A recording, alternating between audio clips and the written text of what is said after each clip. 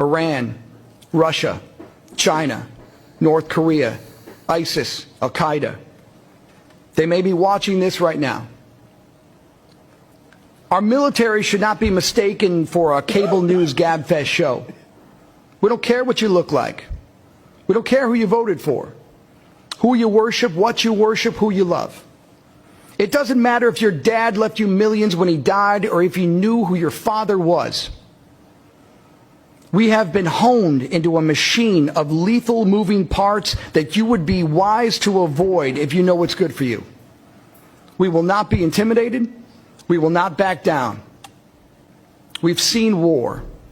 We don't want war. But if you want war with the United States of America, there's one thing I can promise you, so help me God. Someone else will raise your sons and daughters. So watching the video and listening to the second recording, you would want to say something that sometimes experience is not best when you are the one in the experience, but it's better when you learn from other people's experiences.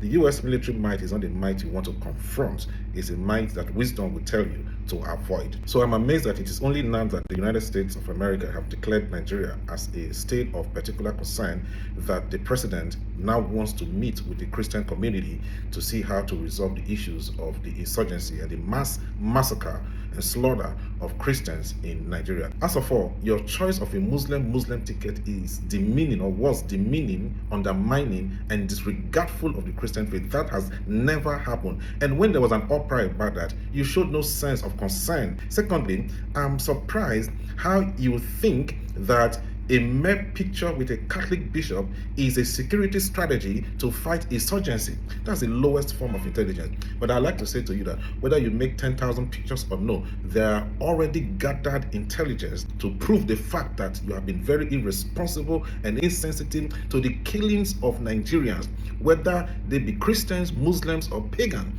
And very amazingly, why would the Christian bishop now begin to respond to Tinubu? Are you not even about yourself? Like, you want to show up now for the president who has never given you an audience, never given you any consideration. Your honor of that invitation is a sellout to the Christendom, if I'll say. And for those talking about America's interest, America's protecting their interest, again, I want to ask you, if America has interest in Nigeria, who is to benefit more from this interest?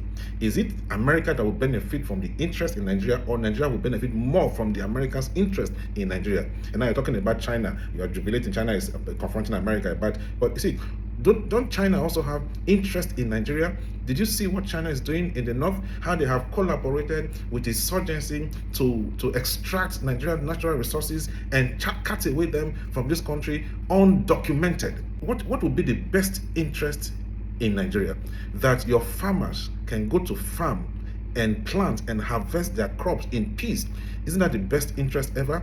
That you can travel on Nigerian roads and arrive at your destination without your heart being in your mouth. Is that not the best interest? That the poor people can sleep in their local communities with their two eyes closed and wake up the next morning without any sense of violence or fear of intimidation of insurgents or of bandits? Isn't that the best interest? What interest could be more advantageous to us as a country than to have peace and to have this stop to the death of Christians by Islamic jihadists? My simple take would be this: Christian lives also matters. The life of the poor people matters.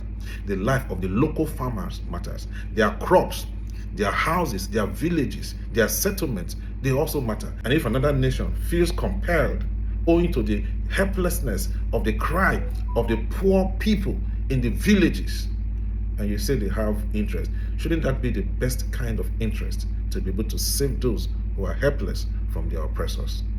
My simple take is, this is not something that should be contested or should be delayed at. Let the action begin, because we want peace and we want to stop the bloodshed in this country. We want to bring our government to a point where they are responsible for every life, regardless of the status or social structure of that individual. Every life is important, and government should be sensitive to this. I rest my case. Ciao.